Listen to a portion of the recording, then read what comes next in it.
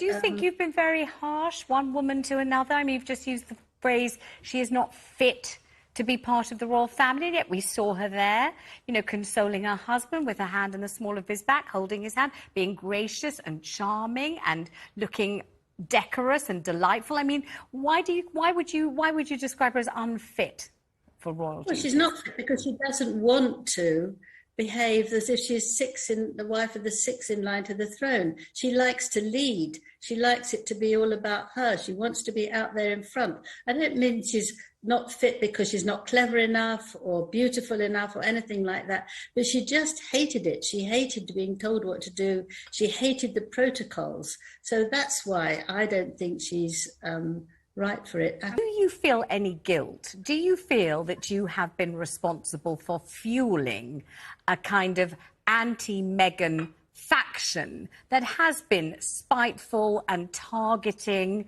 and possibly fanciful as well? Quite a lot of what's been said about her has been pretty much manufactured anyway. Well, it's up to you what you think of me. I'm asking if you think that of yourself. I'm not saying what I think of you. Well, of course not, because I think the talking to Oprah Winfrey was a disgrace. There are at least 17 lies there. I think she's attacked the royals completely unnecessarily. I think she's changed Harry to be a sort of walking victim. But hang on, but that means that you consider him a sap, someone so malleable, and of course he's you know, served very bravely in Mortal Kombat. He's not the kind of guy that can be pushed around, is he?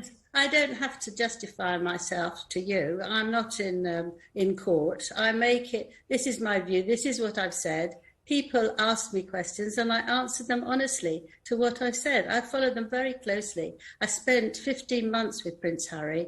The Prince Harry I knew was absolutely charming, instinctive like his mother, full of fun. And now he looks, when he's out, you know, incredibly unhappy and very, very tense and resentful. I wonder if you're but I wonder if any of us really know.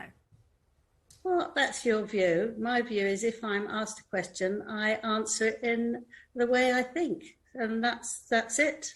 Yeah, but it's a question about what you base your thoughts on, whether you've just imagined it, whether you're projecting, whether you really know, whether you actually have experience, whether they're facts, whether it's conjecture. You know, you say what you think, but what are the thoughts based on is the question, isn't it? My brother didn't attack me. If you want to attack me, you shouldn't invite me on. Because I don't think I'm attacking you. I'm just asking you. No, you're not just asking me. You've got an agenda there to attack me. Welcome back, guys. And hey, don't forget to subscribe to our channel. Here we celebrate Prince Harry and Meghan Sussex. Let's get into it, shall we? What we witnessed between Angela Levin and Vanessa Felts wasn't just a television panel disagreement. It was a cultural showdown. A seismic rupture in the carefully controlled PR bubble that people like Angela Levin have used to mislead, distort, and poison public opinion against Meghan Markle for years. This wasn't about etiquette or formality. It was about truth, about the audacity of one woman, Vanessa, refusing to let another woman weaponize her so-called royal expertise to continue dragging Meghan through the mud. What Vanessa Felts did on that panel was, honestly, extraordinary. She didn't just call out Angela Levin, she dismantled her. She stood up to a woman who has monetized Meghan's name, profited off the vilification of a black duchess, and turned royal gossip into an ugly political sport. And Vanessa didn't blink. Not once. She stood her ground, she raised her voice, and she put the full weight of her reputation behind calling out Angela's twisted agenda for what it truly is: spiteful, racist, and desperately out of touch. But let's not be naive. This wasn't a sudden moral awakening on Vanessa Felts' part. No, Vanessa has had her own history of doublespeak and side eyes when it comes to Meghan Sussex. Let's be real. Vanessa has sat on panels that mocked Meghan. She's shared stages with Meghan's most vicious detractors.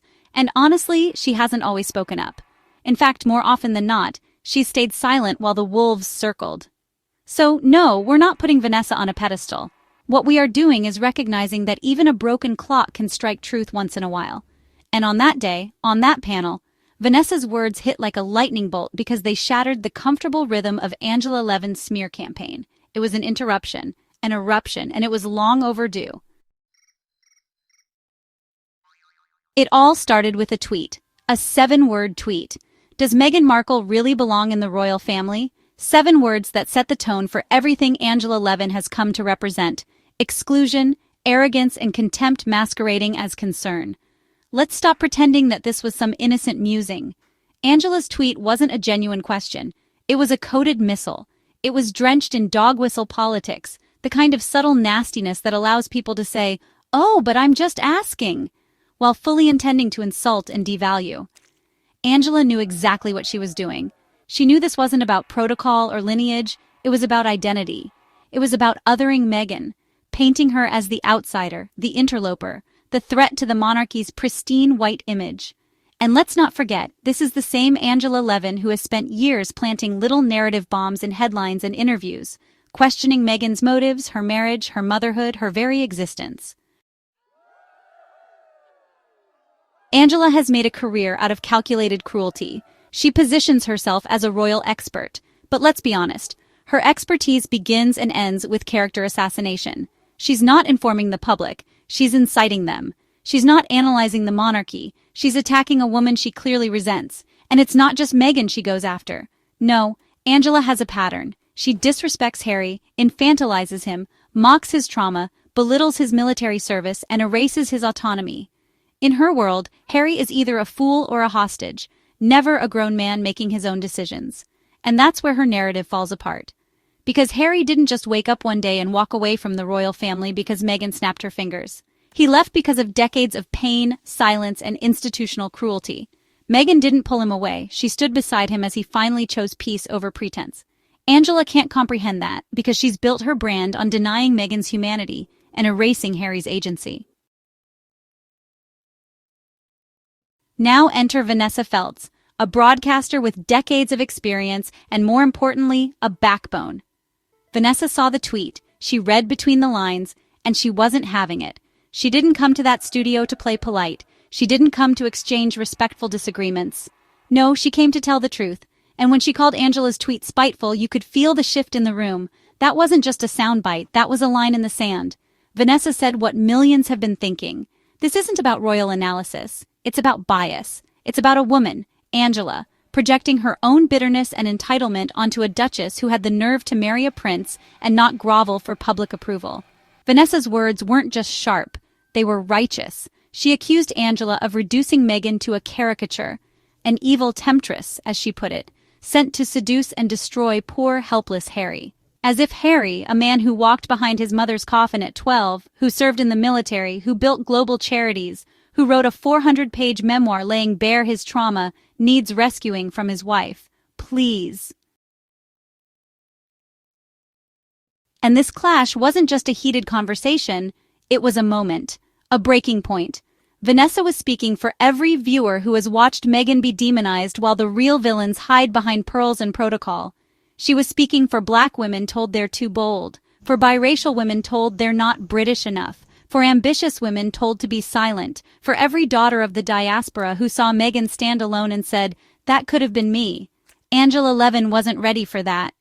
She thought she could toss her usual insinuations into the air, smile through her condescension, and coast through another 5-minute hit job. But Vanessa wasn't playing that game. She stared her down, and in that moment every sugary mask Angela had carefully crafted began to crack. Angela, of course, tried to walk it back. She insisted she was merely raising a question, just like she always does when her attacks come back to bite her. She tried to feign innocence, to suggest that people were just reading too much into it. But that's Angela's entire playbook, isn't it? To poison the well and then act surprised when the water turns black. This is the same woman who has called Harry and Meghan liars, manipulators, attention seekers. The same woman who has insinuated Meghan controls Harry like a puppet, who paints their every move as calculated, their motives as sinister. Angela Levin doesn't comment on Meghan, she crusades against her. There's no journalistic curiosity, no measured critique, just relentless obsession, just a desperate need to keep Meghan in her mouth. Because without Meghan, who is Angela Levin really? A former hack with fading access and a thirst for relevance. Let's be real. Angela Levin doesn't want Meghan to succeed. Not in media, not in motherhood, not in marriage. Because every one of Meghan's triumphs chips away at the false narrative Angela has spent years constructing. When Meghan signs a deal, Angela seethes. When Meghan speaks at the UN, Angela gaslights. When Meghan makes jam, Angela rolls her eyes. It doesn't matter what Meghan does, because Angela has decided the story ends in failure. And when reality refuses to cooperate, Angela just spins harder. But what she didn't expect, what she never saw coming, was the cultural pushback. The Meghan generation isn't here for the bullying. We don't stay quiet. We push back. We call names out. And when we see someone like Angela using a royal title as a weapon, we say it plainly. You're not a commentator, you're a propagandist. And let's talk about Vanessa one more time. Because while we applauded her bravery on that panel, let's not ignore the bigger picture. Vanessa has flirted with the same narratives Angela promotes. She's sat on panels that played Meghan clips out of context. She's made passive-aggressive remarks cloaked in faux neutrality. She's nodded along while others took verbal jabs. And that's why her confrontation with Angela was so striking. It felt like a rare rupture in the media matrix. A moment where even someone who has occasionally contributed to the noise suddenly said, enough. And maybe that's what made it so powerful. Vanessa wasn't a perfect messenger, but maybe that's why it worked. Because if even someone like Vanessa, who has tiptoed the line, can see how grotesque Angela's agenda has become, then we've truly reached a turning point.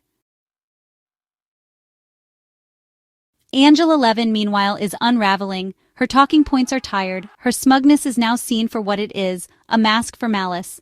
She no longer sounds informed, she sounds obsessed. And nothing proves that more than her inability to move on. Every new project Meghan launches, Angela's right there, desperately trying to insert herself into the conversation. But she's not being invited in. She's yelling from the curb. Because Meghan has moved on. She's making power plays while Angela is stuck writing think pieces for outrage blogs and screaming into GB News voids. The contrast is almost poetic. Meghan is building. Angela is spiraling. So where do we go from here? We keep naming the behavior. We keep calling it out, because this isn't about one woman's grudge. It's about a system. A media machine built to destroy, distract, and dehumanize. A machine Angela has operated gleefully for years. But the engine is stalling. The audience is shifting. The people are waking up. And what Angela Levin represents, an era of unchecked venom disguised as royal commentary, is fading fast. Let it. Let it vanish with all the other relics of outdated power and polite racism. Let Angela keep tweeting. Let her keep fuming. Because the rest of us, we're moving forward, with joy, with clarity, and with zero tolerance for women who profit from tearing other women down. So to Angela Levin, log off. The narrative isn't yours anymore. And to Vanessa Felts, stay consistent. The world's watching now. Choose courage again. Because one confrontation doesn't make you an ally, but it might be the start of something better. And to Meghan Sussex, thank you for enduring. Thank you for surviving. Thank you for thriving. You don't just belong, you've redefined what belonging means. Let that be the final word. As we look back on the journey we've taken in this video, it becomes clear that the clash between tradition and transformation is never just about individuals. It's about the stories we choose to believe and the voices we allow to shape our world. We've seen how cultural showdowns expose deep-rooted biases, how public figures can both spark and stifle progress, and how the lines drawn in the sand aren't always as clear as they seem. Through the lens of Meghan Sussex's resilience and the reactions of critics like Angela Levin and Vanessa Felts, we've witnessed the power and peril of speaking for millions, the ease of deflection and denial, and ultimately, the unstoppable force of change when people refuse to remain silent. This isn't just Meghan's story or Angela's reckoning. It's a reflection of a society wrestling with who gets to belong, who gets to define the rules, and who will rise to challenge them. If there's one takeaway, it's this. Progress is uncomfortable, belonging is revolutionary, and the path forward is shaped by those bold enough to walk it. As you close this video, ask yourself, what side of history will you stand on, and how will you help redefine belonging for the next generation? In the quiet moments after the headlines fade and the debates subside, we're left with the enduring question of what it means to truly see one another, not as symbols or adversaries, but as fellow travelers on a shared journey. The stories we tell, the empathy we extend, and the courage we summon to challenge old boundaries all ripple outward, shaping the world our children will inherit. As we move forward, may we remember that every act of understanding, every bridge built across difference, and every voice raised for inclusion is a step toward a future where belonging is not a privilege, but a promise.